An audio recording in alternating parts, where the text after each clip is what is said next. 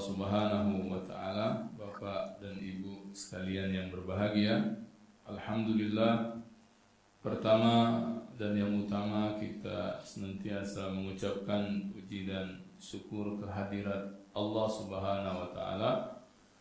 Kesempatan subuh hari yang baik ini kita semua masih lagi dalam keadaan sehat walafiat.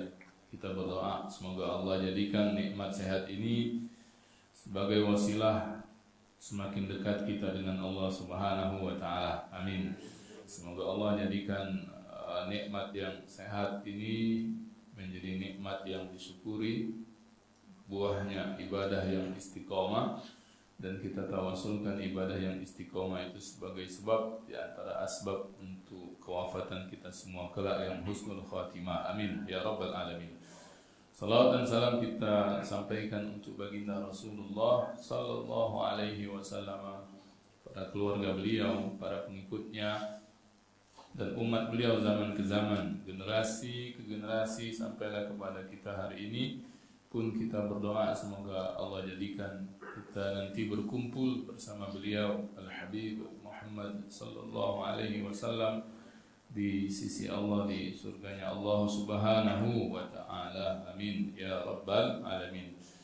Bapak Ibu yang dimuliakan Allah, kita kembali bertemu dalam kajian rutin kita pada pembahasan fikih sirah atau fiqhus sirah li al-Ustaz Syekh Ramadan Al-Buti As-Suri, yang pada pertemuan terakhir kita sudah membincangkan tentang nasab, keturunan, dan penyusuan Nabi Muhammad sallallahu alaihi wasallam, bahwa Nabi sallallahu alaihi wasallam adalah nabi yang lahir dalam keadaan yatim, seperti yang disebut-sebut sering di dalam barzanji itu, bahwa kewafatan ayahnya tuwfiya bil Madinatil Munawwarati abuhu Abdullah, ketika dalam kandungan maknya 2 bulan wafatlah ayah Nabi sallallahu alaihi wasallam di kota Madinah Al-Munawwarah, bapaknya yang bernama Abdullah. Lalu kita juga sudah sampaikan bagaimana pengasuhan Nabi sallallahu alaihi wasallam di masa kecil, termasuk di antaranya Nabi diasingkan atau menjadi tradisi orang jahiliyah dahulu, disusukan bayi yang kecil itu di tempat-tempat yang subur di pinggiran-pinggiran kota. Termasuk Nabi sallallahu alaihi wasallam yang kita tahu dititipkan pada Bani As-Sa'diyah. Ada seorang yang bernama Halimah, sehingga kemudian disebut Halimatus Sa'diyah. Dan selanjutnya berlangsung kehidupan Nabi 6 tahun, wafat ibunda yang dicintainya Siti Aminah. Lalu usia 8 tahun wafat kakeknya yang tercinta Abdul Muttalib. Sampailah kemudian pengasuhan itu diteruskan oleh paman yang juga dicintai dan mencintai beliau, yaitu Abu Thalib. Nah, kita masuk bab selanjutnya seperti tertib yang disusun oleh Syekh Ramadan Al-Buti dalam kitab fikih sirah ini. Tema berikutnya adalah tentang perjalanan Rasulullah sallallahu alaihi wasallam yang pertama ke negeri Syam dan usahanya untuk mencari rezeki. Nah, jadi kita kemarin sudah jelaskan pada waktu wafatnya kakek Nabi Abdul Muttalib itu, paman-paman Nabi kan yang jumlahnya banyak berembuk, musyawarah. Ini Muhammad kecil ini siapa yang mau mengasuhnya? Kan paman Nabi itu banyak. Yang terkenal siapa? Abu Lahab, mamang Nabi itu, ya, Abu Lahab itu. Yang lain-lain juga ada, Hamzah ya, bin Abdul Muttalib.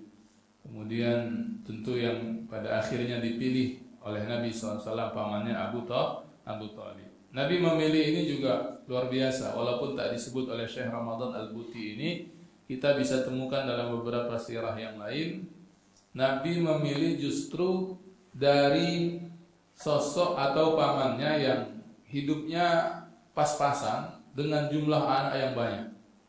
Tidak memilih misalnya semisal Abu Lahab yang terkenal kaya, ya, atau termasuk bangsawan, ya, punya harta yang banyak, tapi Nabi kemudian memilih pamannya Abu Thalib. Dalam beberapa asar disebutkan pamannya Abu Thalib ini memang lebih mirip secara jasadiah dengan ayahnya Abdullah. Walaupun Nabi tidak pernah melihat bapaknya Abdullah ini, ya.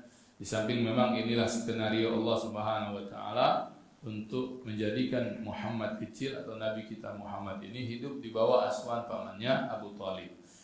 Jadi namanya hidup dengan paman, ya Nabi juga yatim, bukan hanya yatim, berarti sudah yatim piatu kalau istilah kita, karena juga meninggal ibunya.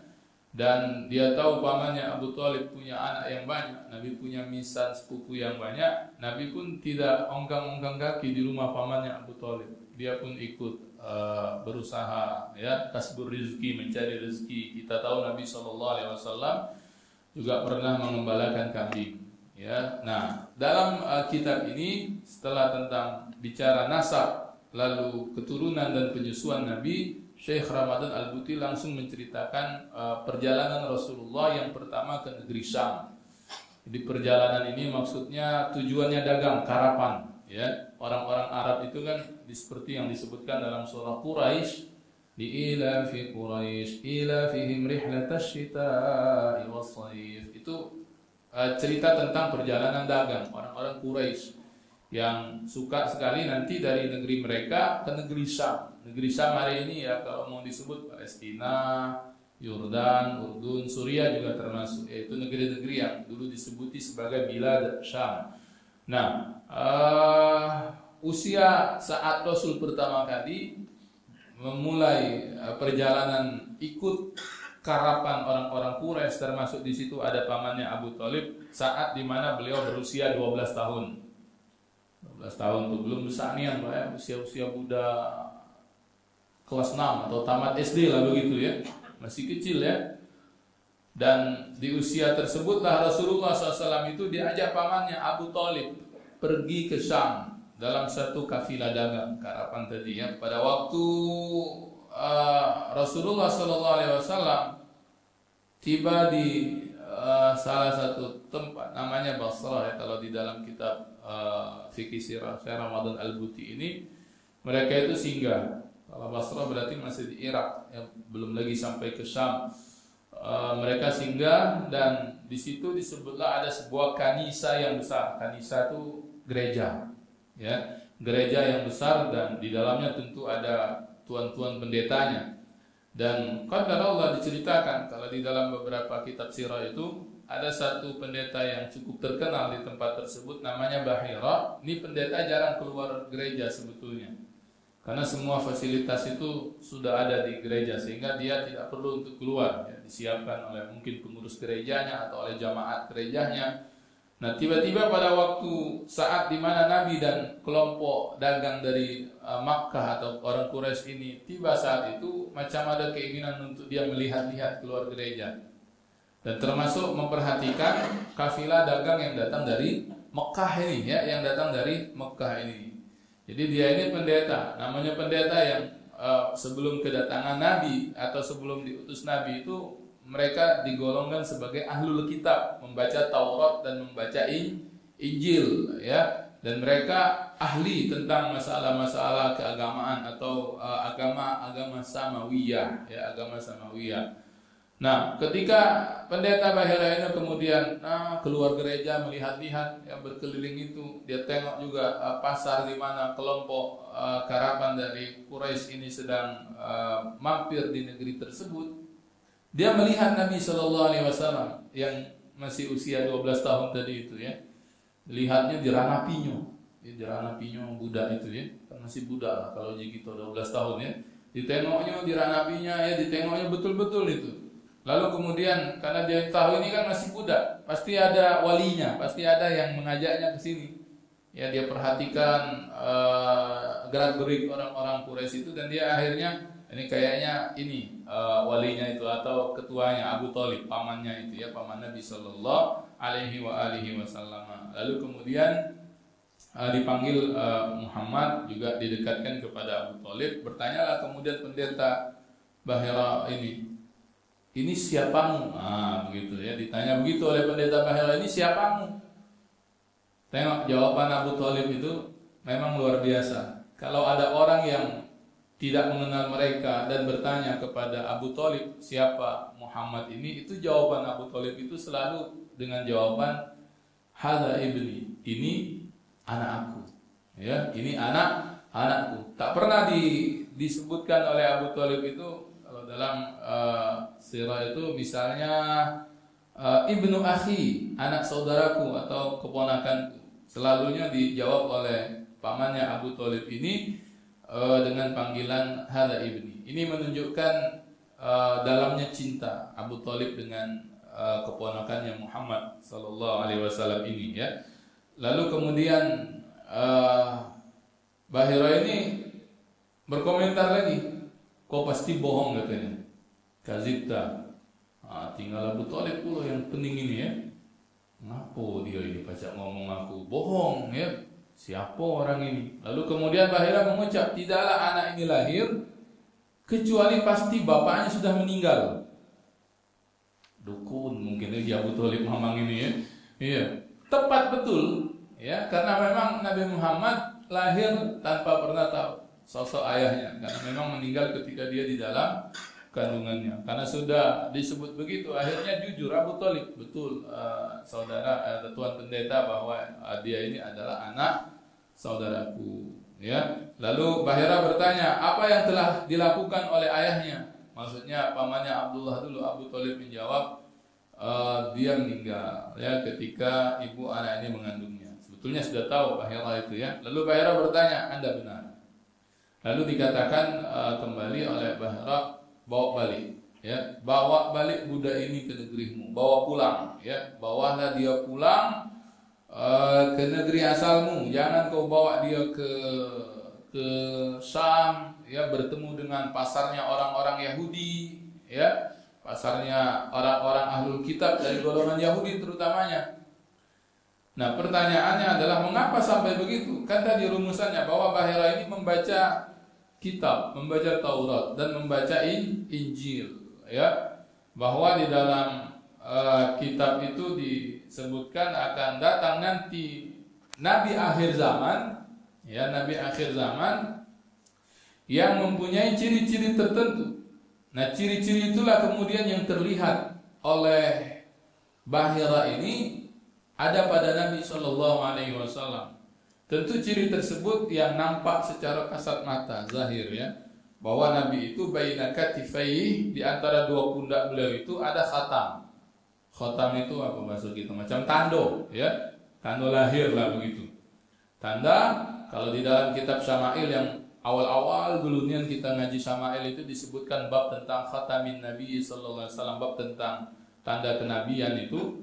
Dalam riwayat dikatakan besarnya seperti telur burung puyuh, ya, yang kemudian di situ berwarna agak kemerah-merahan dan ditumbuhi bulu-bulu halus, ya.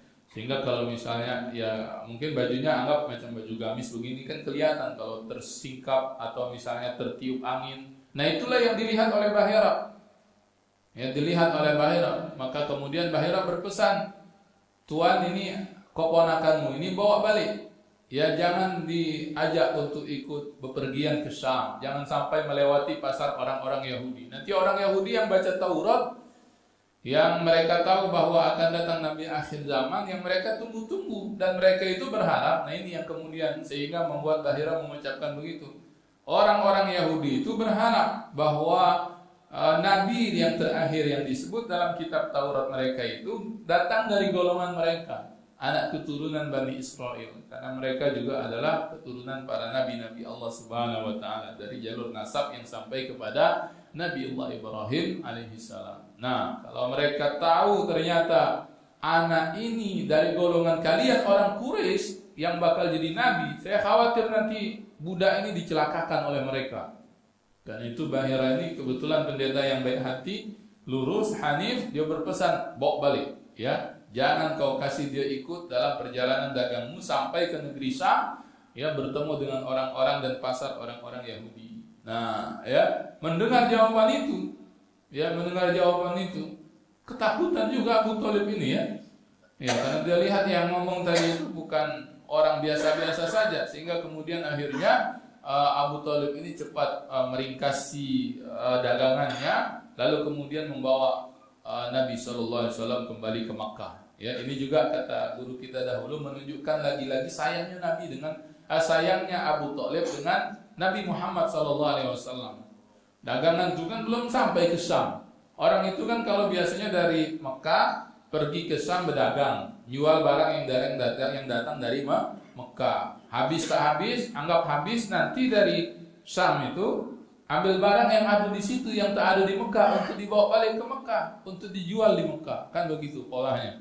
Nah, itu belum sampai lagi ke situ. Artinya apa? Kemungkinan rugi ya Abu Thalib pada waktu itu, atau mungkin misalnya anggap saja tak habis lagi dagangan itu dan belum sempat untuk mengambil barang yang baru. Nah, ini yang kemudian menunjukkan saking Abu Thalib ini sayang dengan Nabi SAW, dia tak pikirkan bisnisnya saat itu. Yang paling penting dalam pikirannya adalah Nabi Muhammad SAW ini cepat-cepat diselamatkan, ya, cepat-cepat diselamatkan. Nah, ini kisah awal bagaimana Nabi SAW melakukan perjalanan dagang yang kemudian bertemu dengan pendeta Bahira ini. Terkenal kisah itu ya, tapi itu yang kemudian yang kita bisa ambil bahwa orang-orang sebelum kedatangan Islam, kalau mereka membaca Taurat dan membaca Injil, itu menemukan berita bahwa kedatangan Nabi akhir zaman. Kalau dalam Al-Quran itu kan Nabi Isa itu sudah pesan, makanya tertulis pastinya di Injil yang dahulu.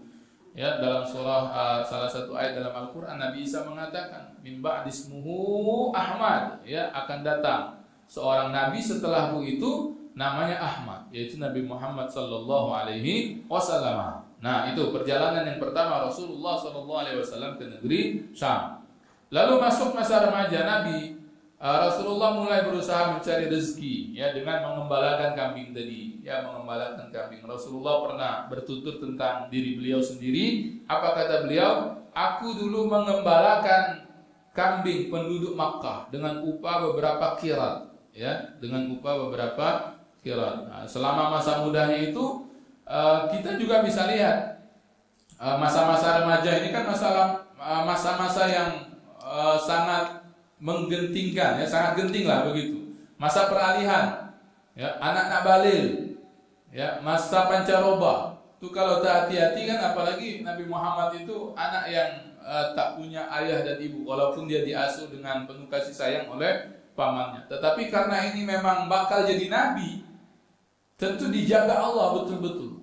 Ya, pada waktu kisah yang kita sebelumnya itu ketika Nabi di Bani Sa'diyah terjadi pembelahan, itu kan mulai itu sebetulnya persiapan Nabi Muhammad kecil ini untuk nantinya menjadi seorang nabi, sehingga nanti masa-masa remajanya pun juga dijaga Allah.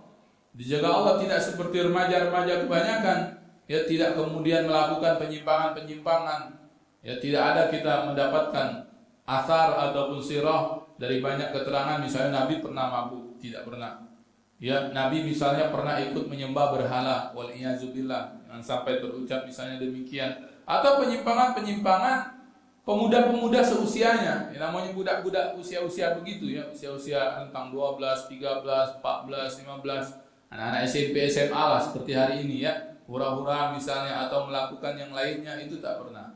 Sampai Nabi SAW pernah bertutur begini, kata beliau, aku tak pernah menginginkan sesuatu yang biasa mereka lakukan di masa jahiliyah, kecuali 2 kali. Nah, ini ada pengecualian ini yang bisa kita lihat, ya, ternyata memang di dalam fikih sirah ini Syekh Ramadan Al-Buti menceritakan. Itu pun pada akhirnya dicegah oleh Allah. Nah, itu yang saya sebut tadi. Nabi dijauhkan, ya, isma dari Allah, ada penjagaan dari Allah. Yang kemudian setelah itu aku tak pernah menginginkannya sampai Allah memuliakan aku dengan risalah, diangkat jadi nabi nantinya. Aku pernah berkata kepada seorang teman, kata Nabi, ya, yang waktu itu menggembala bersamaku di Mekah. Apa kata Nabi? Tolong awasi kambingku, ya, tolong awasi kambingku, karena aku mau masuk kota Mekah untuk begadang, ya, begadang, bukan berdagang, begadang, malam-malam begadang, sebagaimana para pemuda saat itu. Lalu kawanku menjawab, lajulah, nanti aku jaga kambing-kambingmu, ya, begitu. Lalu aku keluar. Nah, sampai di rumah pertama di Mekah, itu aku dengar nyanyian, kata Nabi SAW. Lalu aku berkata, ini apa? Ya, mereka berkata sedang ada pesta, ya, lagi ada dangdutan, misalnya begitu, ya, lagi ada dangdut begitu. Lalu aku duduk mendengarkan, tapi kemudian Allah macam tutup telingaku sehingga aku tak dengar lagi suara musik itu, dan aku pun tertidur katanya. Dan tidaklah aku terbangun kecuali saat itu matahari sudah meninggi. Ya, matahari sudah bersinar terik sehingga dia terbangun. Lalu aku balik lagi kepada temanku. Ya, kemudian pada malam yang lain aku berkata seperti itu juga, tapi terulang lagi kejadiannya itu. Ya, jadi intinya Nabi itu tak pernah juga dengar nyanyian itu sampai habis. Ya, melihat orang kemudian joget-joget dan sebagainya, baru datang saja Nabi kemudian sudah tertidur. Ya, dan terbangun di keesokan harinya pada saat matahari telah terbit. Nah, 2 kali kejadian itu Nabi putuskan setelahnya tak lagi untuk melakukan perbuatan itu. Ya, ini bentuk penjagaan Allah Subhanahu wa taala kepada Nabi Muhammad sallallahu alaihi wasallam. Nah, ini beberapa kisah yang diceritakan seputar masa remaja Rasul sallallahu alaihi wasallam. Ada beberapa ibrah. Nah, ini yang kemudian kita untuk ambil pelajarannya. Kalau tadi kan kisahnya, dan memang fikih sirah Syekh Ramadan Al-Buti begitu, setelah menceritakan perjalanannya, beliau akan petikkan atau ambilkan beberapa ibrah untuk pelajaran kita. Hadis Bahira yang tadi itu tentang Rasul sallallahu alaihi wasallam, ya, yang diriwayatkan oleh para ulama sirah, jumhur ulama sirah, ini menunjukkan tadi bahwa ahli kitab dari golongan Yahudi dan Nasrani itu punya pengetahuan, ya, punya ilmu tentang bi'tsatun nabi, bahwa akan diutus seorang nabi, ya, dan mereka pada akhirnya tahu melalui tanda-tandanya. Yang tanda-tanda itu juga disebutkan dalam kitab-kitab mereka, ya, disebutkan dalam kitab-kitab mereka. Nah, ini mereka ketahui dari berita kenabiannya dan penjelasan tentang tanda-tanda dan sifat-sifatnya yang terdapat dalam Taurat, ada dalam Injil. Ya, dalil ini yang kemudian menjadi bukti bahwa adanya nabi yang nanti akan diutus oleh Allah Subhanahu wa taala menjadi nabi yang terakhir. Nah, di antaranya misalnya apa yang diriwayatkan oleh ulama sirah, bahwa orang-orang Yahudi itu biasa memohon kedatangan nabi sebelum bi'tsah untuk mendapatkan kemenangan atas kaum Aus dan Khazraj. Ini kaum yang terkenal di Madinah, ya, dengan mengatakan sesungguhnya sebentar lagi akan dibangkitkan seorang nabi yang kami akan ikutinya. Lalu kami bersamanya akan bunuh kalian. Ini sengketa antar kabilah lah begitu, ya. Kan di Madinah saat itu puak Yahudi ini banyak. Selain beberapa suku-suku tempatan atau suku asli, termasuk yang terkenal itu adalah suku Aus dan Khazraj itu.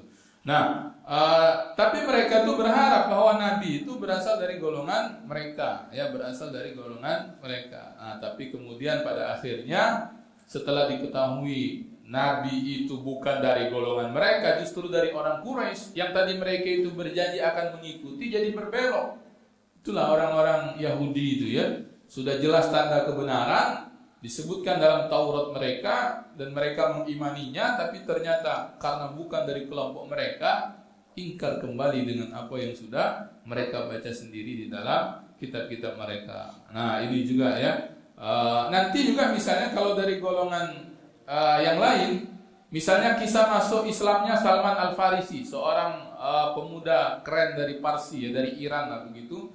Itu keislaman juga itu diawali karena dia melacak siapa nabi akhir zaman itu yang disebutkan di dalam Injil-Injil mereka, yang dia dengar dari penjelasan ulama-ulamanya, pendeta-pendetanya tentang nabi akhir zaman. Sehingga nanti Salman Al-Farisi ini dari Parsi, dari Iran, dicari yang di mana nabi ini, sampailah ketemu Nabi Muhammad sallallahu alaihi wasallam. Jadi nilainya itu bahwa kedatangan atau nanti bakal diutusnya Nabi sallallahu alaihi wasallam itu pasti, ya, dan mereka mengetahuinya di dalam kitab-kitab mereka, baik orang Yahudi di dalam Tauratnya maupun orang-orang Nasrani di dalam Injilnya.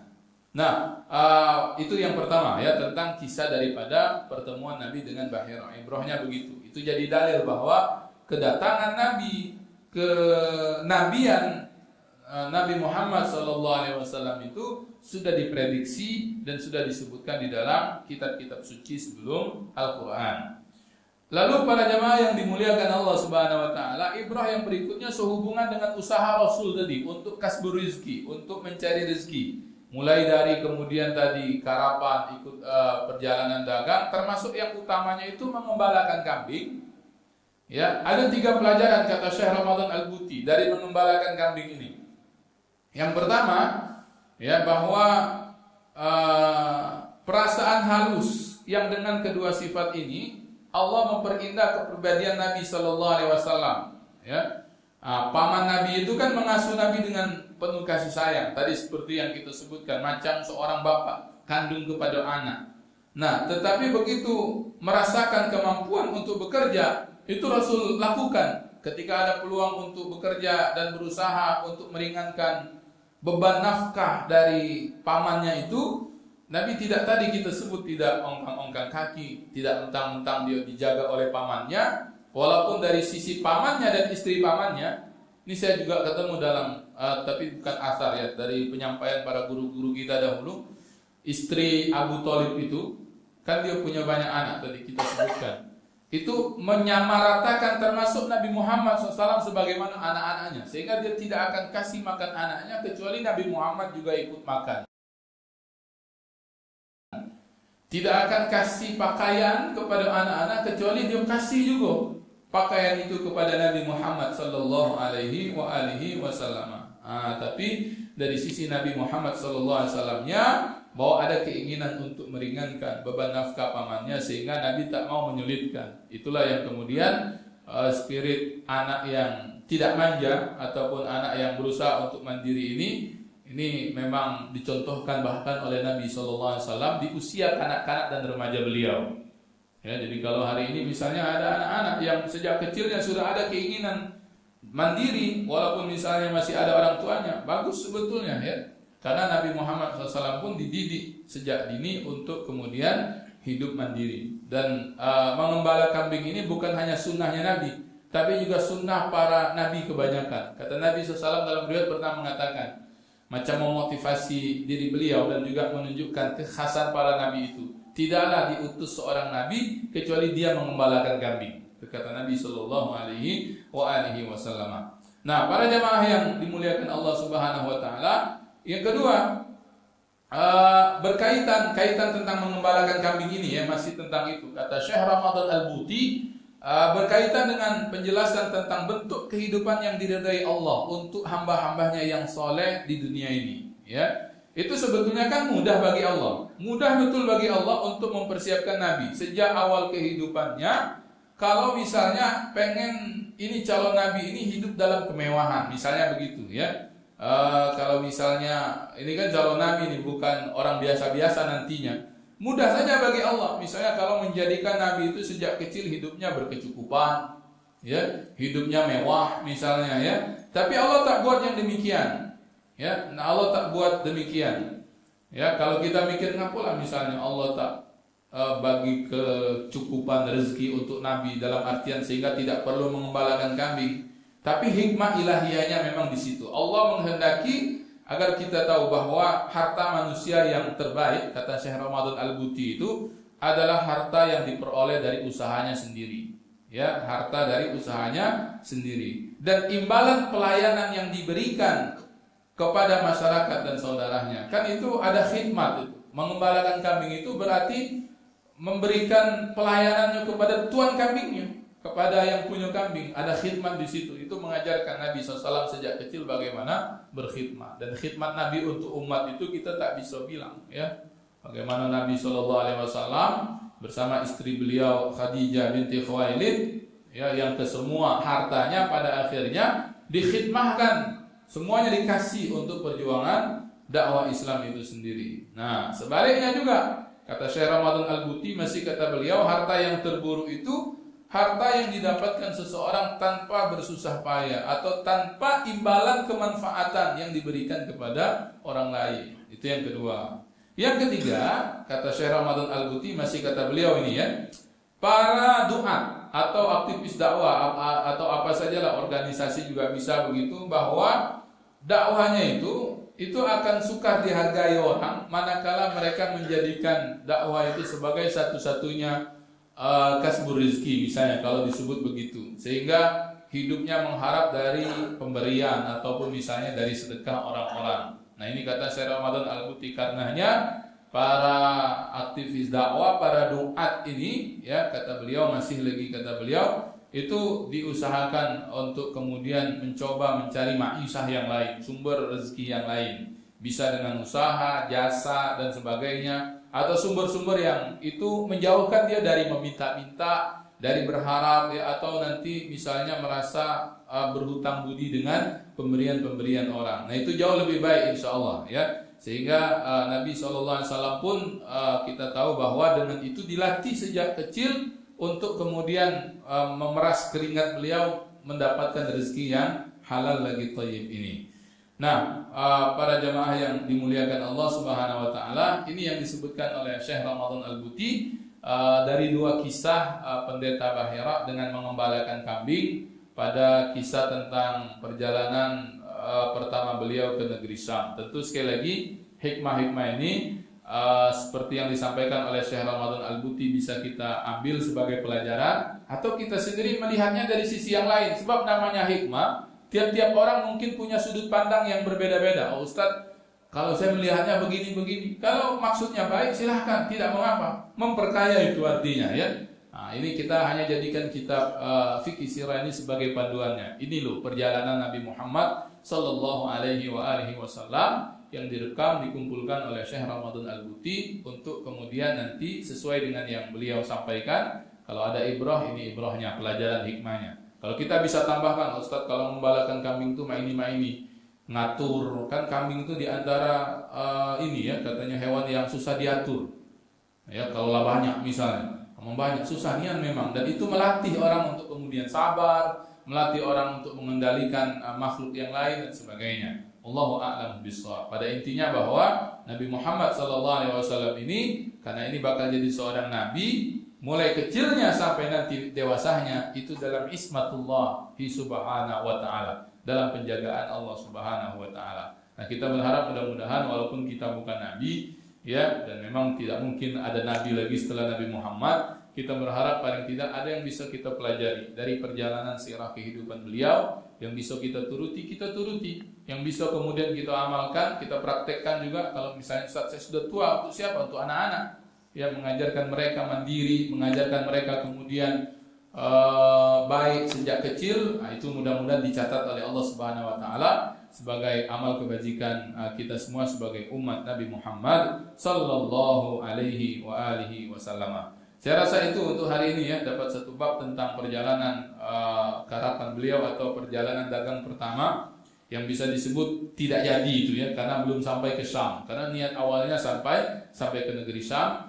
Tapi ada hikmah yang luar biasa dari kisah pertemuan dengan pendeta Bahira yang sering diulang-ulang kalau di dalam kajian-kajian sirah nabawiyah, juga kemudian dari perjalanan kehidupan Nabi yang disebut tadi, mengembalakan kambing, dan kisah-kisah yang menunjukkan bahwa Nabi Muhammad SAW dijaga dalam penjagaan Allah sejak beliau masih kecil lagi. Hadani Allah wa iyyakum ajma'in. Masih ada waktu ya, mungkin kalau misalnya ada yang bertanya tentang kisah kita hari ini, karena temanya tentang sirah ya, jadi mungkin agak sukar kalau misalnya ke fikih atau apa, silakan kalau ada pertanyaan atau nambahkan hikmah. Ustadz, hikmahnya ini kalau membalakan kambing itu begini ya. Ada yang punya ternak kambing di sini, Pak? Gitu ya. Oh, kamu menunjuk tadi Biro punya ternak kambing tadi. Siapa aja, silakan. Nah.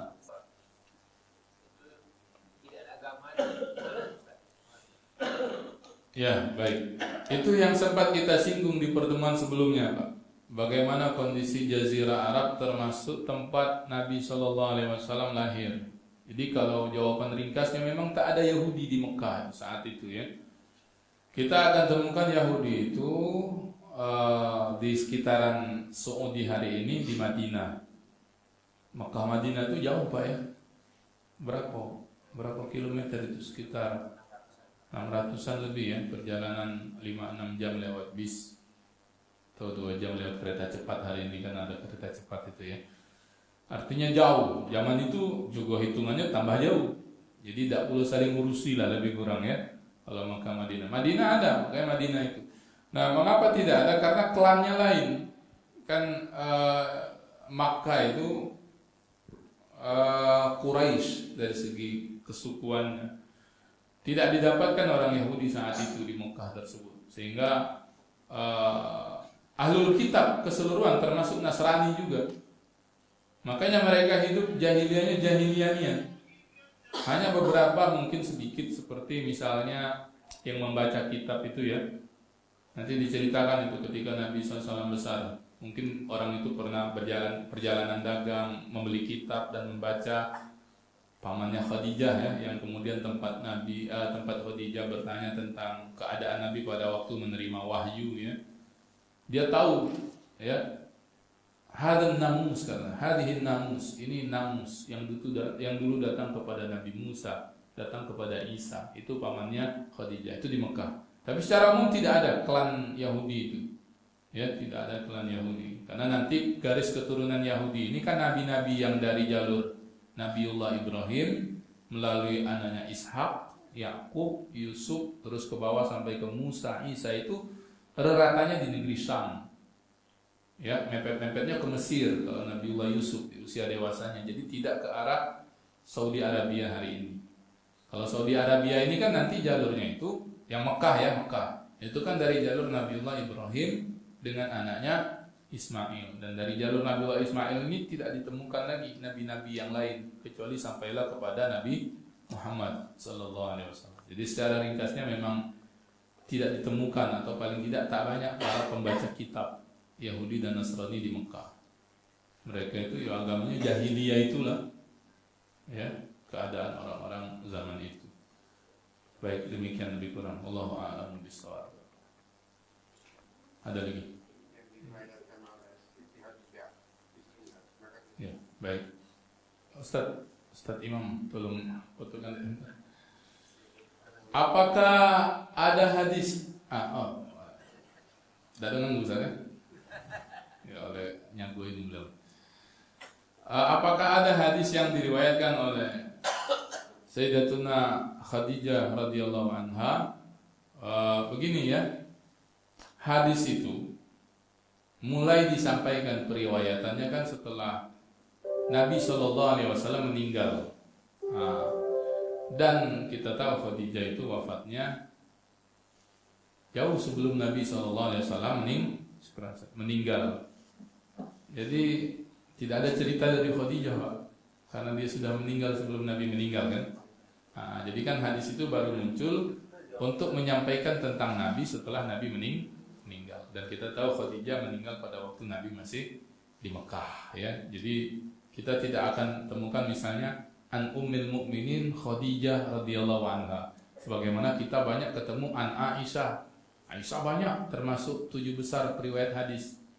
Kalau tak salah di kedudukan yang keempat beliau paling banyak meriwayatkan hadis setelah Abu Hurairah, lalu Abdullah ibn Umar, siapa lagi yang ketiga ya?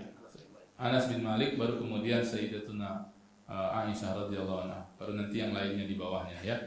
Itu. Jadi memang tak ditemukan karena memang lebih dulu meninggal dari Nabi sallallahu alaihi wasallam. Baik, saya rasa itu ya, kita cukupkan. Dan seperti biasa kajian sirah ini kita akhiri dengan sama-sama bersalawat kepada Nabi sallallahu alaihi wasallam. Bismillahirrahmanirrahim. Salatullah salamullah ala Taha Rasulillah. Salatullah salamullah ala Yasin Habibillah. Salatullah salamullah ala Taha Rasulillah. Salatullah salamullah ala Yasin Habibillah. Tawassalna bi bismillah wa bil hadi Rasulillah. Tawassalna bi bismillah wa bil hadi Rasulillah wa kulli mujahidin lillah bi ahlil badri ya Allah wa kulli mujahidin lillah bi ahlil badri ya Allah. Allahumma salli wa وسلم وبارك عليه وعلى آله. اللهم ارزقنا فهم النبيين وحفظ المرسلين وإلهام الملائكة المقربين. اللهم فقهنا في الدين وعلمنا التأويل يا رب العالمين. واشفع لنا يا الله بشفاعة الحبيب مصطفى صلى الله عليه وسلم. وسبحانك اللهم وبحمدك نشهد أن لا إله إلا أنت نستغفرك اللهم ونتوب إليك والحمد لله رب العالمين. والسلام عليكم ورحمة الله وبركاته.